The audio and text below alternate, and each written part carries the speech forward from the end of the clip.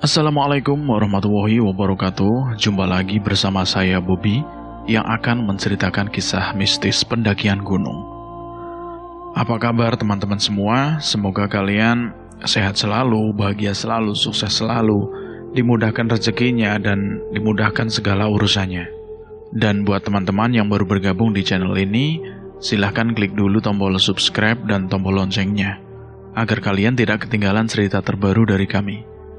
Dan pada kesempatan kali ini, saya akan menceritakan kisah mistis yang berjudul Cinta dan Teror di Gunung Salak.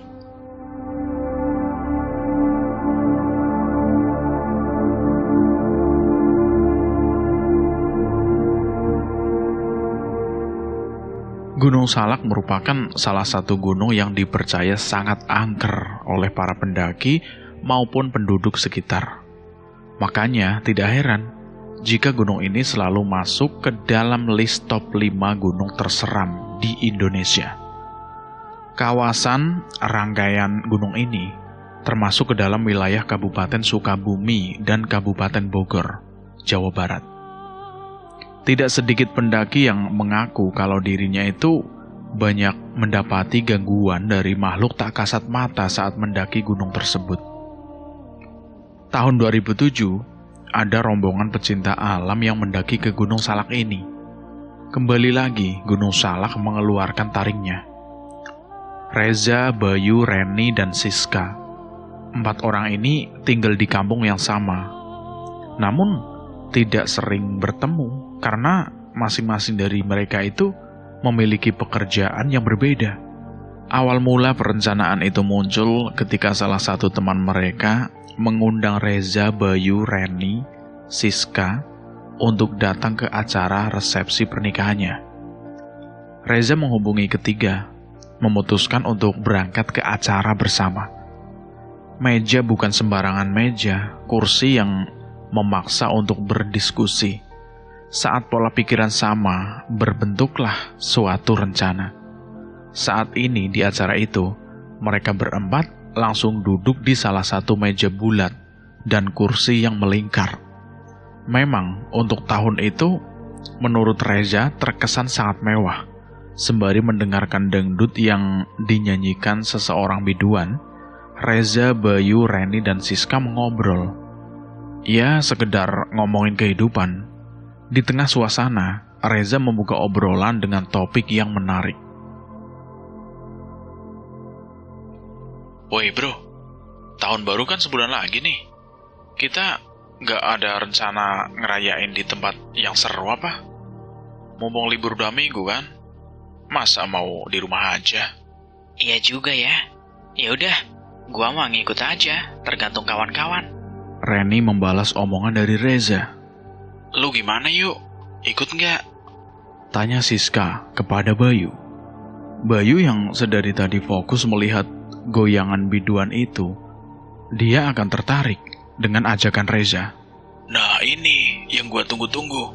Muncak aja gimana ke Gunung Salak? Kata teman gua dari atas itu bagus loh kalau nggak lagi musim penghujan. Usul si Bayu kepada teman-temannya. Bagus sih yuk tawaran lu. Cuma kan biasanya kalau mau bergantian malam tahun baru itu pasti hujannya sadis, setahu gua sih. Jelas Siska kepada Bayu. Tapi kayaknya enggak deh. Nanti kita lihat aja ke depannya. Kalau cuaca mendukung ya kita kesana aja. Setuju nggak? Ya udah oke. Oke deh kalau begitu.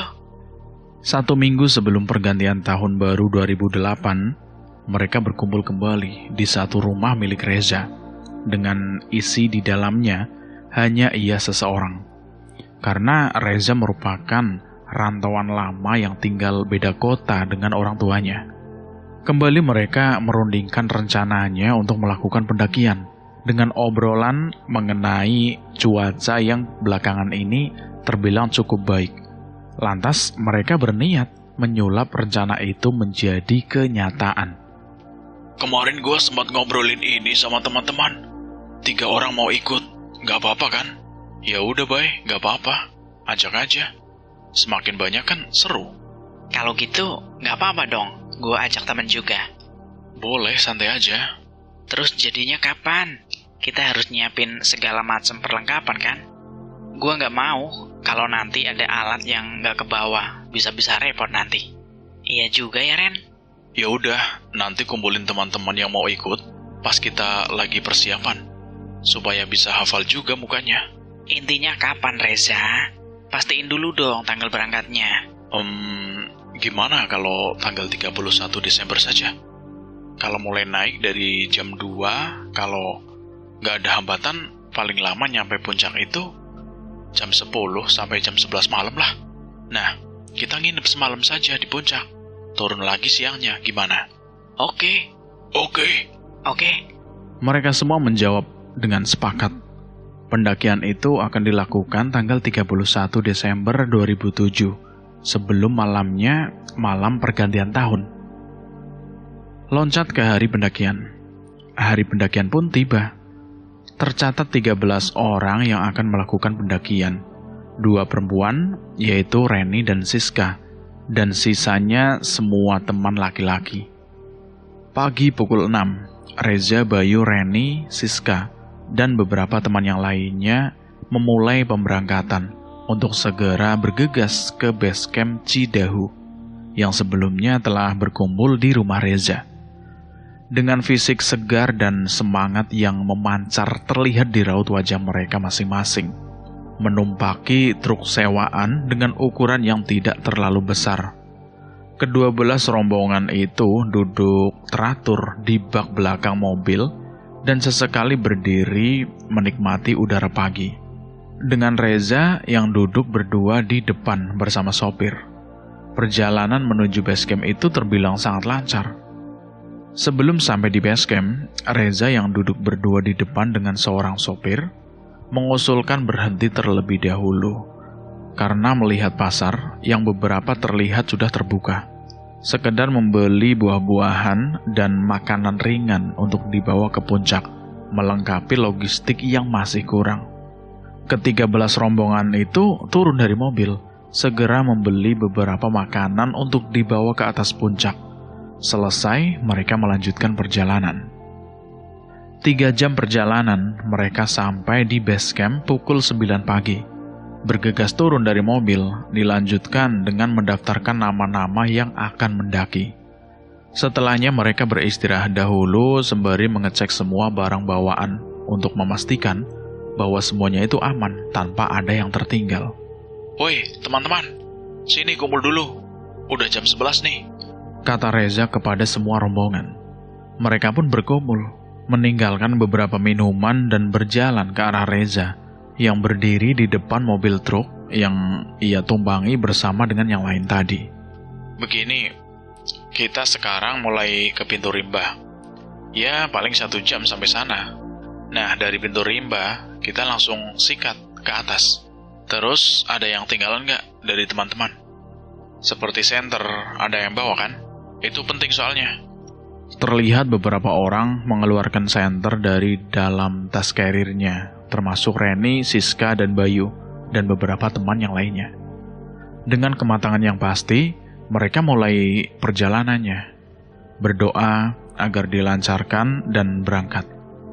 Dengan tujuan pertama yaitu pintu rimba, jalur awal untuk memulai pendakian, masih menumpaki truk. Rencana mulai berjalan dari pintu rimba. Siang di hari itu terkesan cukup bagus. Cuaca yang tidak mendung dan tidak pula panas seakan mendukung mereka dalam pendakian. Sampai di pintu rimba, turun dari mobil. Berdoa kembali agar dilancarkan. Reza berpesan kepada sopir agar menunggu rombongan itu di base camp saja. Setelah itu, mereka pun mulai mendakian tepat pukul 12 siang. Sangat lancar, tidak ada gangguan sedikit pun di awal perjalanan. Semuanya normal. Jalur awal pendakian terkesan landai dan rapi, walaupun tidak serapi sekarang. Cukup bisa didaki untuk pemula, karena jalur yang itu cukup lurus-lurus saja, juga terdapat penanda di setiap 100 meter perjalanan. Dengan susunan berjalan di posisi paling depan, ditempati Reza sebagai leader, sekaligus sebagai kompas manusia. 6 laki-laki entah kawan dari siapa, 2 laki-laki teman dari Bayu, Reni, Siska. Setelah itu, Bayu dan temannya yang di posisi paling belakang. Trek awal masih landai, walau sesekali terdapat tanah yang lumayan terjal, tapi masih bisa dianggap biasa-biasa saja. Sekitar 1 jam berjalan, mereka sampai di Simpang Bajuri, pukul 13.00. Sesuai susunan waktu yang diarahkan oleh Reza, di Simpang Bajuri rombongan itu beristirahat dalam kurang waktu 15 menit. Hanya sekedar merehatkan kaki yang baru digerakkan selama 1 jam dan minum minuman kecil. 15 menit berlalu, Reza sebagai leader perjalanan memutuskan agar melanjutkan pendakian. Semuanya berdiri, lalu berjalan kembali. Di Simpang Bajuri, seperti namanya, simpang, memang persimpangan antara Kawah Ratu dan Puncak Manik. Dari sini perjalanan akan lebih seru, karena kalau ke Puncak Manik, rombongan itu harus melewati rawa-rawa yang bisa membuat kalian itu berjalan seakan tertarik ke bawah karena dangkalnya lumpur. Rombongan terus berjalan menapaki jalur tanah rawa. Ada yang sepatunya terlepas di lahap tanah rawa, ada juga yang ngedumel. Aduh, capek. Woi, berhenti dulu dong. Kaki gua lemas, kata si Reni. Lalu Siska menjawabnya. Ya elah Ren, mau berhenti di mana? Sama, gua juga lemes nih kakinya. Bayu yang berjalan di belakang Siska pun menyahut omongan mereka berdua. Sabar napa sih? Ribut mulu 2 cewek ini. Masih bagus dibantu batang pohon buat pegangan. Hah, terserah gua lah. Balas Reni dan juga Siska bersamaan. Dari depan, Reza hanya berbicara sendiri dengan volume kecil. Hah, itu 2 cewek berisik amat mulutnya. Gua sumpel juga nih pakai kaos kaki. Walau berjalan beriringan dengan ocehan, jalur rawa-rawa itu mereka lalui tanpa mendapati luka sedikitpun. 3 jam perjalanan setelah rawa-rawa itu, pukul 16.30 sampailah mereka di sebuah lahan yang mempunyai lebar kurang lebih maksimal 4 tenda. Walaupun luas, tidak ada terlihat satupun pendaki-pendaki lain yang beristirahat. Mungkin ada di MDPL yang lebih di atas. Mereka beristirahat, para laki-laki merokok. Kalau perokok, dulu nggak asing sama yang namanya topas. Dan makanan-makanan kecil, sedangkan Reni dan Siska memakan makanan yang sudah ia siapkan dari rumah masing-masing. Dilihat karena perjalanan selanjutnya akan lebih menantang, mungkin tenaga tambahan dibutuhkan dengan cara makanlah selagi sempat. Udah jam 5 sore. Lanjut lagi yuk, takut kemalaman nanti sampai puncak, kata Bayu kepada Reza yang tengah asik termenung di sisi batang pohon yang besar sambil menghisap dan menikmati kebulan asap topas. 30 menit waktu terbuang oleh peristirahatan. Reza angkat suara agar rombongan bangkit melanjutkan perjalanan. Semuanya bangkit dan kembali menggayuhkan kaki. Dengan posisi yang masih sama seperti awal perjalanan, selepas lahan luas tadi, trek yang kini mereka lalui itu akan cukup menguras tenaga, karena trek tanah terjal di sepanjang jalur akan menemani perjalanan mereka. Di tengah-tengah perjalanan, Siska mengeluh kesakitan di bagian kaki, seakan kram, tidak bisa digerakkan. Reni yang berjalan di depan Siska dan mendengar Siska mengeluh sakit, meminta agar Reza menghentikan langkahnya. Zah, stop dulu. Sini deh. Ini Siska kakinya kenapa? Reza menghentikan langkahnya, berjalan ke arah Siska yang berada di posisi belakang. Kenapa? Kenapa kaki lu, Sis? Tanya Reza sembari berdiri, sedangkan Siska sudah duduk memegangi kakinya. Gua nggak tahu, Zah. Tiba-tiba sakit banget. Bayu yang posisinya berada di dekat mereka menyahut. Itu kram kali, Sis. Coba dipijit aja. Nanti juga sembuh. Ada yang bawa minyak kelapa nggak? Tolongin, sekalian pijitin kalau bisa. Bertanya kepada seluruh rombongan dan tertawa dengan leluconnya sendiri. Ya, lu yuk. Lu dong yang pijitin. Aku kan jadi cinta kalau lo yang mijitin. Oh gitu ya? Sini. Kalau kaki lo mau patah sama gua, bisa mijit aja kagak gua. Setelah perdebatan antara Siska dan Bayu, Reni pun ikut berbicara. Lu berdua berantem lulu ya, kayak kucing sama anjing tau nggak? Lu lagi sis, tahu-tahu lagi kesakitan juga jadi ngeledekin si Bayu. Tahu nih anak, udah mana gak ada minyak kelapa lagi. Tolongin dong. Lu sih yuk. Ya lu juga sis. Terlihat salah satu teman yang dibawa Bayu mengeluarkan sesuatu dari dalam tasnya. Sebut saja namanya Randy. Mana sini, gua lihat. Nih gua bawa minyak kelapa. Sini, gua pijat. Untung bapak gua lulusan UPI, jadi anaknya keturunan. Randy itu mendekat ke arah Siska sambil membawa minyak kelapa. Semua heran dan bertanya, apa itu UPI? Mereka bertanya pada Randy. Ya, nggak tahu UPI ya. UPI itu Universitas Pijat Indonesia, bro. Kata Randy, diiringi pancingan tertawa, berharap yang lain menggubris leluconnya. Tapi semuanya tidak ada yang tertawa. Nggak lucu ya, bro? Kata si Randy lagi sambil menggaruk-garuk kepala. Akhirnya semuanya pun tertawa. Bukan karena lucunya, melainkan pembawaan nada yang aneh saat melontarkan pertanyaan itu. Siska yang kesakitan pun sampai meneteskan air mata menertawakan orang itu. Kayaknya ini cerita lebih bagus dikasih judul Pendaki Gunung Salak versi Warkop. Ah, udah. Mana? Sini gua pijat dulu. Tenang, gua nggak bakalan cabul kok. Gua ajar lo kalau salah pegang. Ancam Siska sembari tertawa. Entah merasa tidak nyaman karena Randy dekat-dekat dengan Siska atau hanya candaan, Bayu melontarkan perkataan. Di, jangan macem-macem ya sama calon istri gua. Ini turun dari gunung, bakal langsung gua ajak ke pelaminan, bos. Iya, Bay, tenang, Bay.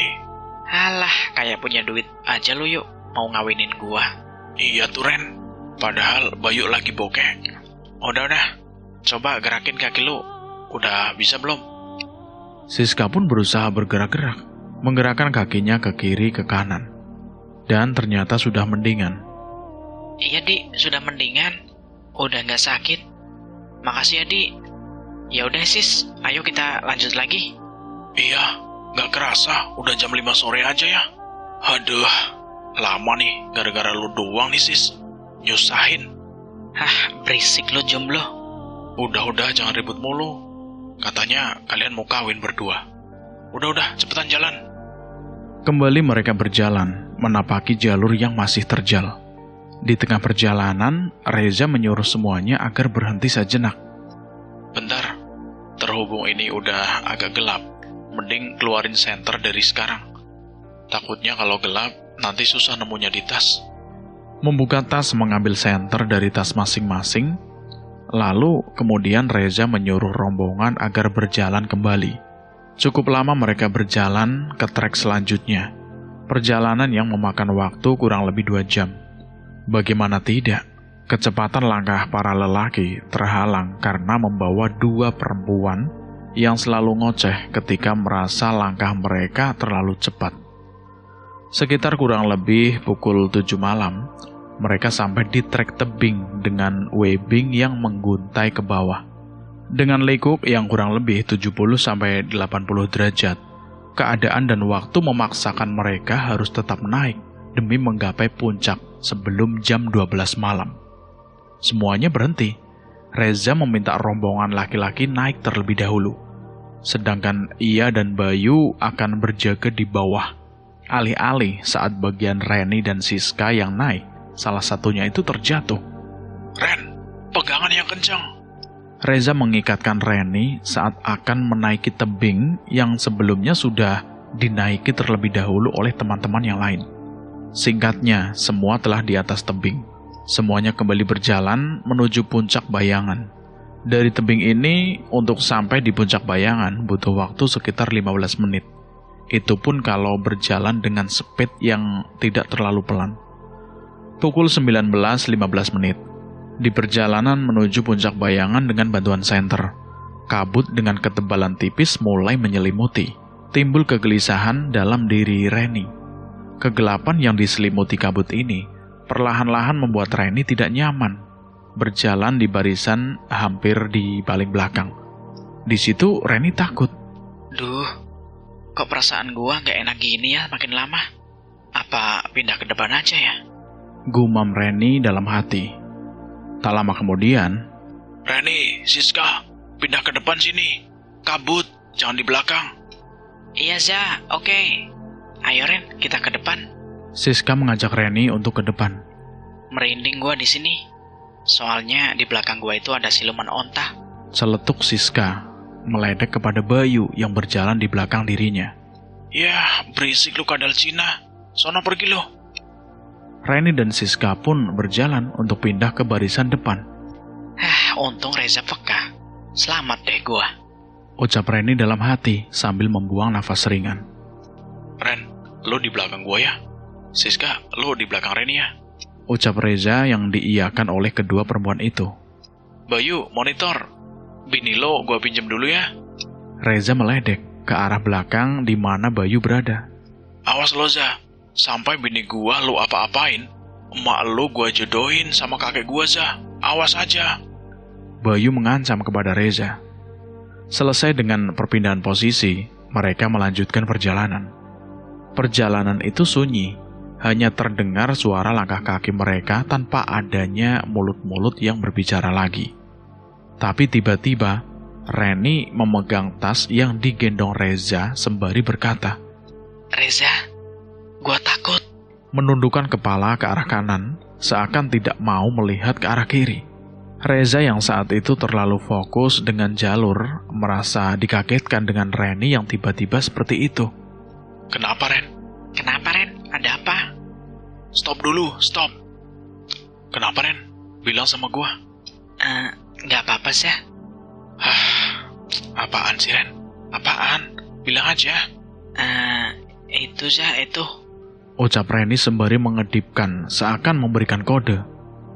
Seakan mengetahui yang dimaksud Reni, Reza mengangguk sembari berkata, Tenang aja, Ren. Kita itu punya Tuhan. Dan lo lagi sama gua. Gua pastiin, lo pasti aman sampai ke rumah. Oke? Kalau lo takut, jalannya sambil pegangan baju gue aja, gak apa-apa. Iya, Za. Siap.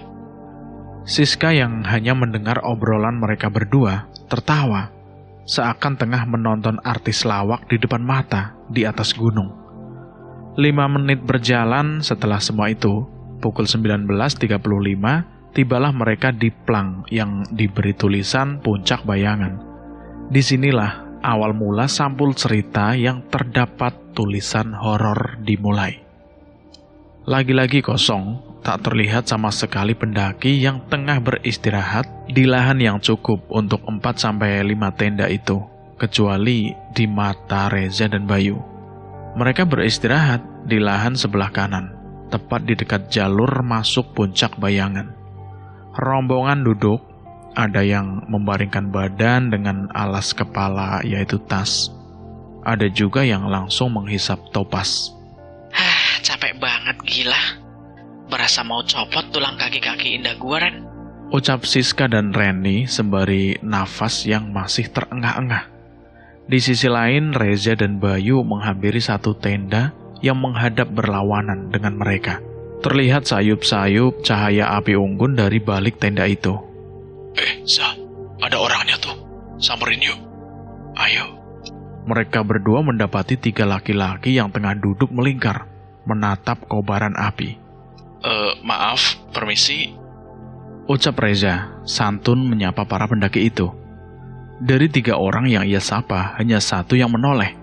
Laki-laki itu tersenyum, menatap kedatangan Reza dan Bayu. Ia menyuruh Reza beserta Bayu agar duduk di sisi mereka. Bayu menoleh ke arah Reza. Mukanya tanpa ekspresi, Cuk. Bisik Bayu. Entah seperti apa untuk menggambarkan ekspresi ketiga laki-laki di hadapannya itu. Ekspresi dingin dan mematung itu terkesan berbahaya, sangat menyeramkan. Ke pandangan Reni. Reni duduk meminum air putih botolan yang tersisa setengah. walau masih ada beberapa botol di dalam tas karirnya. Setelah cukup meminum, ia terdiam sejenak, memandangi semua rombongan yang sibuk dengan urusannya masing-masing. Reza mana, Sis? Kok gua nggak lihat dia? Ucap Reni kepada Siska, dia bertanya, memancarkan raut wajah mencari. Siska yang tengah sibuk mencari sesuatu di dalam tasnya itu terhenti, menatap Reni dengan sedikit menahan tawa. Lu ngapain, Ren? Nanya Reza? Atau jangan-jangan rasa cinta di atas gunung ini ya? Lontar Siska meledek. Reni mematung, seperti tertangkap basah menyebut nama Reza di hadapan Siska. Apaan sih, Sis? Lu nggak lihat emang? Bayu juga nggak ada, Dungu. Siska menoleh ke sekilas ke arah di mana semua laki-laki beristirahat, lalu membalikkan pandangannya kepada Reni. Iya ya, Ren. Bayu kemana, Ren? Reni geleng-geleng kepala. Nah kan? Bentar. Lo ngapain nanya si Bayu? Waduh, jangan-jangan rasa cinta di atas gunung nih. Enggak. Siska kesal dengan ejekan Reni yang membalikkan kalimat lontarannya. Reni tersenyum melihat dukungan temannya itu. Reza di mana ya? Ucap Reni dalam hati sembari melihat-lihat ke arah lain. Samar-samar di arah kiri depan terlihat dua orang laki-laki yang tengah duduk. Tak jelas karena terhalang kabut, jadi seperti berbayang. Reni menolehkan penglihatannya dari dua laki-laki tersebut. Ia melihat sekilas ke Siska. Sis, kayaknya itu Reza sama Bayu deh, Sis. Reni menunjuk ke arah yang ia maksud dengan tangan kanannya. Siska melihat arah tangan Reni tersebut. Hah? Mana, Ren? Iya itu, kayaknya mereka. Lagi ngapain ya mereka di situ? Horor banget deh. Ya udah, daripada penasaran, mending samperin aja yuk, Ren. Siska bangkit dari duduknya, mengajak Reni berniat menghampiri kedua laki-laki tersebut. Mereka berjalan sedikit demi sedikit, mendekat secara perlahan. Semakin jelas sampai kedua perempuan ini yakin bahwa kedua laki-laki itu memang Reza dan Bayu yang tengah duduk. Ren, gua takut. Bisik Siska sembari terus berjalan mendekat. Kepandangan Reza dan Bayu. Bayu melihat satu persatu raut wajah ketiga pendaki itu dengan tatapan yang sok detektif. Sulit memperkirakan umur mereka masing-masing. Wajahnya sangat pucat, semuanya menunduk tanpa mengobrol satu sama lain. Lantas ia menoleh melihat Reza. Zah, udah 5 menit kita di sini sama mereka. Apa nggak ada yang mau buka topik ya? Bayu berbisik kepada Reza. Reza tidak langsung menjawab. Ia menatap secara tajam semua wajah yang terduduk meratapi api unggun yang ada di hadapannya. Ini nggak beres, Bay. Maksud lu, Zah? Bayu tersentak kaget. Ia berusaha menahannya agar ketiga laki-laki di hadapannya itu tidak curiga. Reza, ngapain di sini? Suara perempuan yang tak asing di kuping Reza memanggil. Reza dan Bayu menoleh ke sumber suara itu. Ternyata Reni dan Siska yang sudah berada di dekat mereka. Menurut lo, kita ngapain? Lontar Reza balik bertanya kepada Reni, sembari menunjuk ke arah tiga lelaki dengan dagunya. Bayu melihat raut wajah Reni biasa-biasa saja, mungkin ditutup-tutupi. Lalu melihat raut wajah Siska, ia merasa wajah itu memancarkan aura ketakutan. Sis, lu kenapa? Tanya Bayu, yang membuat Siska sedikit kaget. Sini duduk. Lu berdua gak punya sopan santun ya? Sapa dulu mereka. Seketika itu, jantung Reni dan Siska berdetak 2 kali lipat lebih kencang daripada biasanya. Mereka tidak mendapati siapapun selain Reza dan Bayu di tempat itu. Tempat yang diduduki kedua laki-laki ini kosong, hanya ada mereka berempat. Mereka siapa yuk? Tanya Siska terbata-bata. Reza, leader pendakian yang merasa bingung akan sikap kedua teman perempuannya itu seperti orang ketakutan. Itu merasa curiga. Ia menatap lekat raut wajah mereka. Ren, lu gak apa-apa kan? Lu berdua kenapa sih? Lu berdua yang kenapa harusnya? Jawab Siska yang mulai tidak nyaman. Tidak ada jawaban dari Reni. Ia diam, melamun, tatapannya kosong, dan tidak lama. Brak! Reni terjatuh pingsan. Kagetlah Reza dan Bayu. Siska yang berdiri di sampingnya tersentak kaget juga. Bukan membantu. Ia menjauhi Reni dan malah menghampiri Reza dan Bayu. Sah, tolongin Reni, woi. Siska berteriak, menyadarkan semua rombongan yang jaraknya sedikit jauh dari mereka berempat. Merasa ada yang aneh, para laki-laki yang tengah beristirahat itu berlari, menghampiri Reni yang terkapar di atas tanah. Zah, Reni kenapa ini? Tanya Randy, tatapannya melihat Reni. Nampak raut wajah Reza panik, khawatir. Reza membopong Reni sendiri. Tidak ada sepatah kata yang keluar dari mulutnya, hanya berfokus untuk menyelamatkan Reni. Reni dibopongnya, dibawa menjauh dari tempat di mana Reza dan Bayu duduk dengan 3 laki-laki misterius itu. Reza tidak peduli dengan pendaki yang ia sapa tadi. Menoleh ke belakang pun tidak. Begitupun dengan Bayu. Bayu dan yang lainnya mengikuti Reza. Reza berhenti di dekat tas carrier miliknya, membiarkan Reni bersandar di satu kaki dan satu tangan Reza yang dilipat ke atas. Zah, gimana ini? Rencana kita harus menerobos ke puncak. Tanya Bayu berlahan, tidak ingin membuat Reza emosi di keadaan ini. Jujur, ia takut dengan Reza kalau sudah emosi. Reza tidak menggubris pertanyaan Bayu. Reni. Reza menepuk-nepuk pipi Reni secara berlahan. Woi, bikin tenda. Tapi Zah, udah puncak belakangan. Reni dulu, kita istirahat dulu di sini. Ini baru jam 8, masih ada waktu. Lu juga semua belum pada makan kan? Gak usah maksain, bikin tenda aja dulu. Reza menjelaskan untuk kedua kalinya. Bayu menyenggol-nyenggol bahu laki-laki itu dengan bahunya. Woi, ikutin aja. Iya Zah, gua ikut dulu aja. Ucap Bayu pasrah disusul membalikan badan. Reza menolehkan pandangannya dari Reni, ia menatap Bayu. Baik, apalagi Zah? Bikin 2 teh hangat ya, buat gua sama Reni, ya. Kamu ganteng banget deh. Sial, gua lagi yang kena. Kalau aja lu bukan Reza, udah gua sikat lu di sini. Iya Zah, siap. Gua bikinin teh hangat, paling nikmat sedunia buat lu berdua ya. Ya udah, sebagian bikin tenda ya. Kita istirahat beberapa jam di sini. Siapin energi buat nanti jalan lagi ke puncak. Siap bos. Siska, bantuin gua bikin teh ya buat kita semua. Reza hanya tersenyum tipis, senang mempunyai teman semacam Bayu. Walau tingkahnya seperti orang gila, ia selalu menurut apa yang Reza ucapkan. Reza menolehkan pandangannya dari Reni sejenak, melihat semua teman-temannya yang tengah sibuk akan suruhan Bayu. Woi, bentar. 5 orang bikin tenda, 3 orang siapin makanan, 3 orang lagi cari kayu bakar buat bikin api unggun, oke? Oke, siap ketua. Sorry ya, gue gak bisa bantu. Siska, sini. Kenapa? Gantian nih, pegel gue. Berat juga ini cewek, badannya doang kurus. Gua kan mau bantu Bayu, Zah, bikin teh. Oh gitu ya.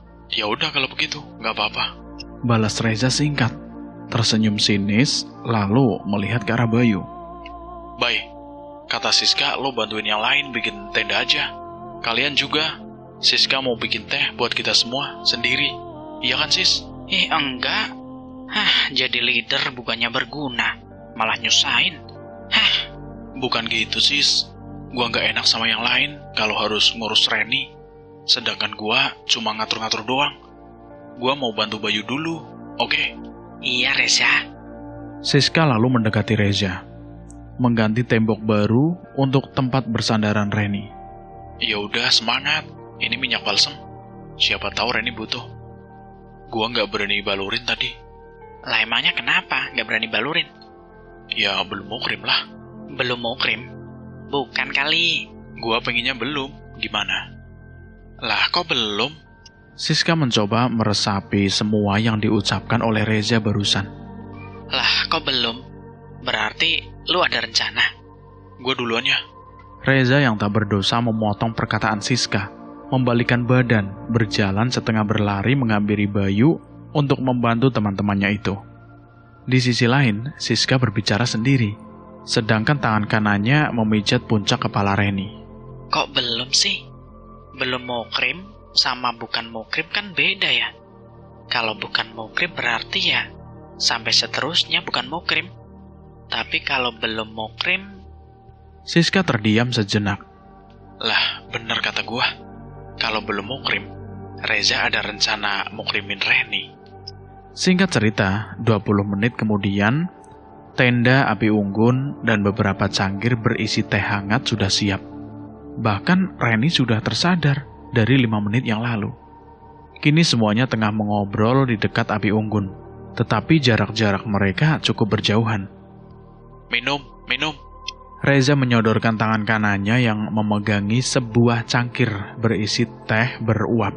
Posisinya berdiri di hadapan Reni yang tengah duduk di samping tenda laki-laki, sembari menatap api unggun bersama dengan rekannya Siska.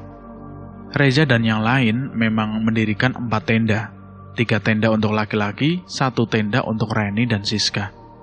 Berjaga-jaga buat Reni, tetapi Reni sudah sadar tepat setelah tenda-tenda dibuat. Setelah itu Reni pun menerima tehnya. Terima kasih, Za. Ucap Reni sambil tersenyum yang dibalas senyum kembali dari Reza. Kayaknya gue agak ngasih jarak nih buat mereka berdua. Batin Siska yang melirik keduanya. Za, Ren, gue ke tenda dulu ya. Mau ngapain lu? Sis, temenin gue di sini lah. Gak bisa, Ren. Ini benar-benar penting. Gue mau ambil dokumen negara di tas. Takut lecek atau robek. Lo gak mau kan gue di penjara? Reni membuang tatapannya, melihat ke arah lain. Gue nggak mau, Sis, kalau lo di penjara. Ya udah, gue mau kesana dulu ya. Maksud gue, kalau lo sudah di penjara, gue nggak mau lo bebas dari penjara. Gue setuju sama lo, Ren. Kalian berdua itu memang anak dajjal ya. Bodoh amat. Woi, lu bertiga ngelupain gue ya? Seru seseorang di hadapan mereka. Seseorang itu berhenti tepat di depan Reza, Reni, dan Siska. Ya elah, ini dedemit, kenapa datang sih? Gak peka banget. Bay, bukannya lo dari tadi asing ngobrol di sana? Biasa aja, bisnis dikit. Halah, gaya lo. Lah, gue beneran bisnis kok, bisnis. Ngumpulin duit buat nikahin lo, Sis. Terserah lo. Lo mendingan antar gue ke tenda, ayo. Lalu Siska bangkit, menarik paksa lengan Bayu. Ayo, cepetan. Bayu menahan tubuhnya kokoh. Siska menatapnya, memberikan kode dengan mengedipkan 1 kelopak mata. Hei, cepetan. Perintah Siska kedua kalinya. Tangan lu lembut banget, Sis. Jadi gak sabar buat nanti malam pertama. Gerutu Bayu yang mulai menjauh dari hadapan Reni dan Reza. Tidak ada obrolan dari Reni maupun Reza. Keduanya hanya memandangi cahaya oranye, kegelapan yang diterangi oleh kobaran api. Menjadi perpaduan yang sangat cocok dan selaras. Entah apa yang diucapkan di dalam hati masing-masing, raut wajah itu menunjukkan benih-benih kegugupan dengan alasan yang sama.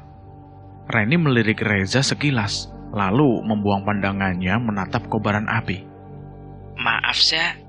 Gue jadi ngerepotin elu sama yang lain. Gak apa-apa, Ren. Yang penting sekarang kamu sudah sadar.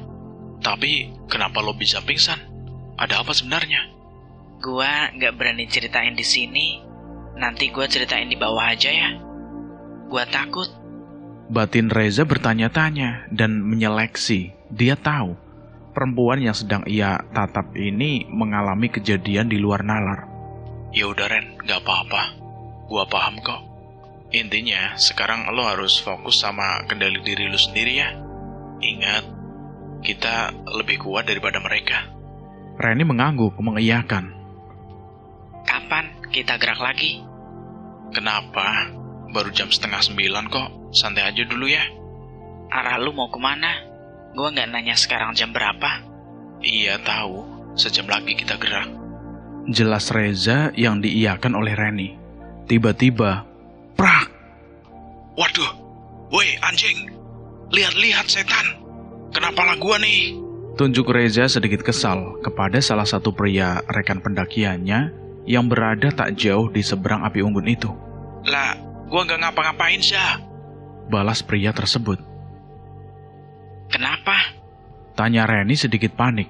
Reza memandangnya, lengan kanannya memegangi kepala, terasa kesakitan. Gak tahu Ren, kepala gua kayak kena ditepuk batu. Coba sini gue lihat. Reni sedikit mengangkat tubuhnya.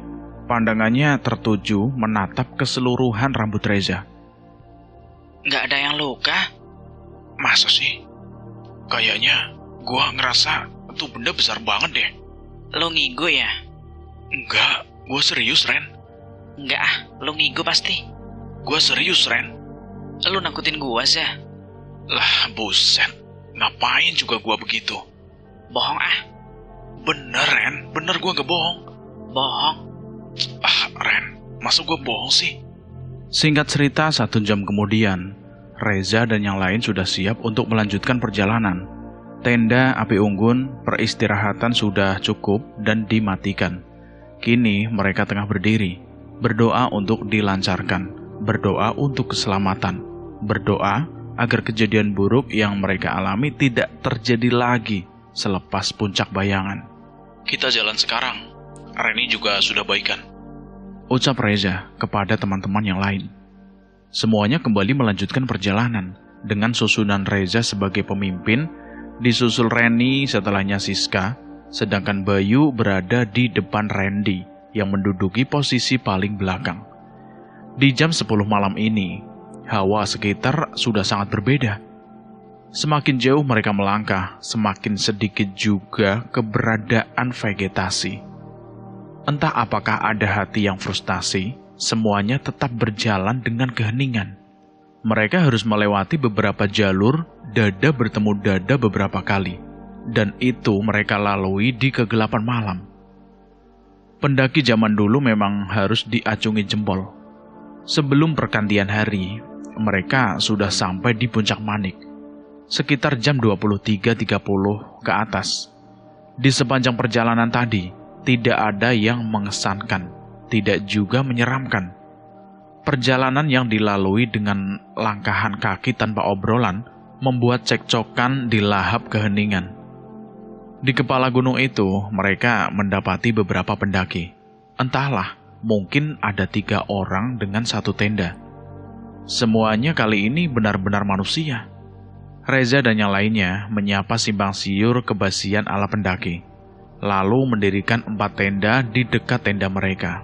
Dari awal, rencana Reza dan yang lain memang berdiam 1 malam di puncak itu, dan akan turun setelah pagi tiba. Ya, sekedar menikmati 1 malam di atas puncak, walaupun hanya ditemani kabut-kabut tipis, tapi tetap saja, jumlah kabut masih kalah dengan jumlah lelucon Bayu dan Siska. Sekitar 15 menit bercanda gurau, Reza memanggil Reni. Dia berdua sedikit bergeser, di mana obrolannya tidak bisa didengar oleh yang lain. Di mana yo? Di belakang tenda. Ren, lo tau gak alasan gua nyetujuin saran Bayu buat mendaki Gunung Salak? Iya, orang lo yang bilang sendiri. Apa? Kan katanya buat nikmatin pergantian tahun di atas puncak. Iya kan? Iya sih. Ya iya. Ya udah. Apalagi sebenarnya? Apaan emangnya? Gua cari momen yang bagus buat nyatain perasaan ke seseorang. Sekarang gua dapat momen itu. Penilaian gua salah tentang lu. Gua kira lu suka sama gua. Tapi masa iya buat Siska? Seru batin seorang Reni. Entahlah, tidak pasti. Tapi raut wajahnya terbaca kalau dia memang sedikit ragu dan bertanya-tanya. Lu suka sama Siska? Bukan. Maksud gua, seseorang itu ya perempuan yang lagi duduk di samping gua. Maksud lo gua? Jam sudah menunjukkan pukul 1 pagi. Hampir semuanya sudah memasuki tenda, bersiap-siap untuk tidur. Tapi tidak dengan mereka berlima. Randy, Reza, Reni, Bayu, dan Siska masih berada di luar. Mereka tengah mengobrol dengan alasan sampai ngantuk. Sis, jadi kita gimana? Apanya yang gimana? Bayu nanya ini Kasis. Iya kan, Bay? Haha. Lanjut Randy dengan bercanda. Hah, jadi nih, gua makan semur daging. Tambah Reni dengan bercanda juga. Kerja dulu yang bener. Jangan nikah mulu otak lu. Ya elah sis, nikah dulu, baru giatin kerja gitulah. Itu mah kebalik, Bay. Iya, Bay, bener omongan Randy. Jangan sampai nikah masih dibantu sama emak. Nyusahin. Tanpa sadar gurauan mereka semakin lama semakin mengarah ke sisi yang terlalu sensitif. Serta sempat beberapa kali Reza menceletukan kalimat yang tak senonoh. Dan seperti yang kita tahu, itu sangat dilarang jika kita masih berada di dalam area pegunungan. Namun, tanpa mencerna ucapan kembali, mereka tetap melanjutkan lelucon itu. Lelucon yang seharusnya tidak diucapkan. Mereka tetap dicandakan sampai tertiba di titik semua pamit tidur. Masing-masing memasuki tenda. Tenda khusus perempuan itu memang untuk 2 wanita, Reni dan Siska. Reza tidur di tenda dengan Bayu dan Randy. Mereka satu tenda. Di sini puncaknya. Sekitar 2:30 pagi buta, Reza terbangun. Hanya Reza yang terbangun. Bukan karena dia kebelet pipis, tapi Reza mendengar suara aneh yang terkesan mistis. Masih di posisi rebahan, tapi kini kedua matanya terbuka. Reza memfokuskan pengedarannya, memperjelas kembali suara apa yang ia dengar itu. Suaranya mirip sekali dengan langkahan keras pengibar bendera hari Senin. Hanya saja, pengibar di hutan ini seperti memakai pakaian yang berat. Mungkin aluminium membuat pakaiannya saling berbenturan. Reza mendengarkannya, takut, penasaran, bertanya-tanya mulai bermunculan. Keringat mulai bercucuran, pikiran mulai keliengan. Langkahan kaki yang dia dengar ini tidak hanya 1, seperti lebih dari 5. Langkahan kaki itu terhenti, persis di depan tenda mereka. Ya, walaupun tidak terlalu dekat, tapi bayangan mereka bisa terlihat dari dalam tenda. Waduh, itu apa ya? Lihat atau enggak ya? Itu yang Reza rasakan dalam hatinya. Hampir 10 menit Reza tidak bergerak, tetapi bayangan itu masih setia di luar. Sesekali Reza berusaha untuk tidur. Entah mengapa ada yang menahannya untuk terlelap. Keluar! Reza tercengang tanpa mengeluarkan sepatah kata sedikit pun. Dia bertanya-tanya, suara siapa yang sangat dekat di telinga mengucapkan kata keluar. Keluar! Kembali lagi untuk kedua kalinya, Reza tidak ingin keluar. Hatinya memberikan peringatan buruk. Tetapi, pikirannya penasaran. Alhasil, Reza membuka resleting tenda perlahan, agar tidak membangunkan kedua temannya. Berhubung tendanya menghadap langsung ke jalur masuk Puncak Manik. Jadi setelah ia membuka resleting tenda itu ya, pemandangannya pasti akan tertuju di jalur itu. Betapa tercengangnya Reza ketika mendapati 6 prajurit berpakaian perak yang tengah berdiri bersejajar di hadapannya. Di depan prajurit itu, macan putih memimpin di posisi paling depan. Tatapannya sangat tajam. Seketika itu, tubuh Reza kaku. Mau bergerak tidak bisa, berbicara apalagi. Hanya kedua bola matanya dan nafas yang masih normal. Di bagian ini, gua kurang info siapa yang berbicara. Entah macan itu, entah prajurit itu. Yang jelas berikut nasihat dari ketujuh makhluk di hadapan Reza. Mereka berbicara dengan bahasa Sunda. Berbicara sopan ketika berada di persinggahan orang lain itu penting. Jaga ucapan, jaga pikiran.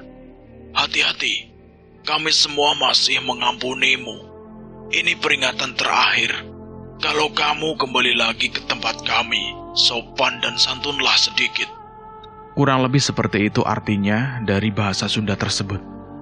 Tanpa dijawab oleh Reza, ketujuh makhluk di hadapannya itu entah pergi kemana, hilang. Seperti berubah menjadi kabut dan kembali menyatu dengan sekitar. Reza melamun, sok ketakutan. Tidak berselang lama kemudian. Dari tadi udah gua bangunin. Udah jam 9 pagi nih, Za. Ucap Bayu yang berada di sampingnya. Ia sibuk merapikan tasnya sendiri. Jam 9. Bukannya masih jam 3-an. Ngigo lu. Jam 9 ini. Cepet rapi-rapi. Yang lain udah pada di luar tuh. Selepas itu, Bayu pergi keluar tenda, menyusul Randy dan yang lain sedari tadi di luar terlebih dahulu. Lah, masa mimpi? Reza bertanya-tanya bersamaan bangkitnya dari duduk. Kejadian itu terlalu nyata untuk dianggap sebuah mimpi, tetapi terlalu sulit untuk dimasukkan ke dalam logika. Dirasa tidak menemukan jawaban yang benar, Reza acuh dan bergegas merapikan barang-barangnya. Selepasnya ia pergi keluar tenda menyusul yang lainnya. Semuanya sudah menyambut sang leader di luar, termasuk perempuan yang Reza sukai, yaitu Reni. Pendaki yang semalam di mana ya? Udah turun duluan dari jam 8. Balas Siska kepada Reza. Enteng amat tidurnya. Ya jelas lah, Ren. Karena dia mimpiin lu, jadi enteng dia tidurnya. Makan rendang 2 kali nih. Bobrok perut gua kekenyangan. Tawa Randy disusul yang lain ikut tertawa. Pendakian itu termasuk bukan pendakian yang biasa-biasa saja. Dapat horor, dapat teman baru, khusus untuk Reza dan Bayu, ya dapat calon baru. Mereka kembali melangkahkan kaki menuruni gunung.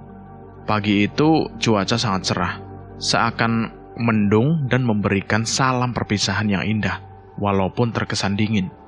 Di puncak bayangan, di sini Reza kembali mengalami hal horor, walaupun bukan malam hari. Reza melihat sesosok 6 prajurit yang mendatanginya semalam, tetapi macan putih pemimpin mereka tidak ada. Prajurit-prajurit itu melambaikan tangan kepada Reza, entah apa maksudnya. Walaupun Reza tahu mereka bukan manusia, Reza merasakan bahwa makhluk itu termasuk memberikan salam perpisahan, walau raut-raut wajahnya datar. Di Simpang Bajuri, kembali lagi Reza mendapati hal di luar nalar. Di dekat jalur menuju Kawah Ratu, Reza melihat sesosok makhluk yang tak asing.